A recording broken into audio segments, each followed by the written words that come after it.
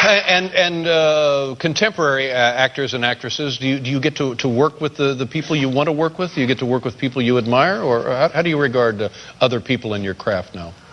Again, I fall back on the ignorance card. I really don't see too many movies. I like watching old films, like you were saying, but I don't see too many contemporary films. When you're doing a part, is there anything from the old movies that you can use, that you draw on, that you think about, or is it completely stands on its own as a piece of work? I suppose it depends. I mean, there's all kinds of certainly inspirations, things that Marlon Brando did that inspire, or Montgomery Clift, or Bogey, or whatever, Well, these are great influences, for heaven's sakes. Well, I like them. Yeah, no, absolutely. Let's talk about the movie. Now, John Dillinger and I, both from Indiana. Yeah, that's right. And I, too, started out in a life of crime. There you go. But then got into TV. What do you know about John Dillinger that makes him sympathetic, that you liked about this guy? Because now, historically, as we look back on a guy, he robbed banks and killed people. Well, he didn't technically kill people. He might have fired weapons at them. But we don't know that he killed them. I see. So it's just that little loophole where... I tend to look at Dillinger as not an enemy of the public. I think that he was the common man who had, who took matters into his own hands under the circumstances, in 1933, when the banks were the enemy. And everybody out of work, nothing to eat, everybody was poor. Exactly. And in fact, is it true that some of the money that he took from the banks, he gave back to the people that had deposited money in those banks? He did, he definitely did. He wouldn't take, a working man's money. He wanted the bank's money. He wouldn't take a farmer's or, Yeah.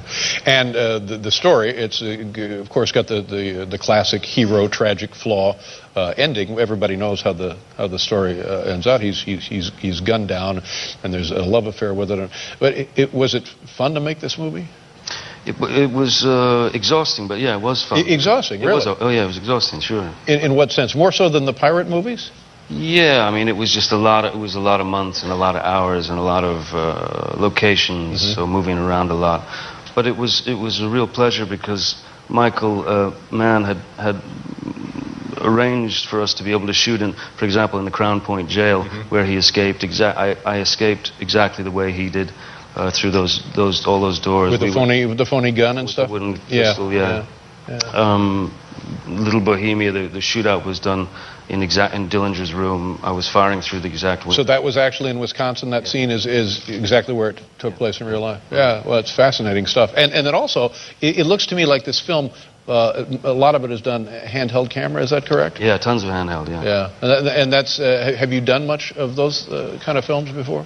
No, not really. I mean, I guess because they were doing it in HD, they had the luxury of handheld, all the time. The light cameras, very light. And, yeah.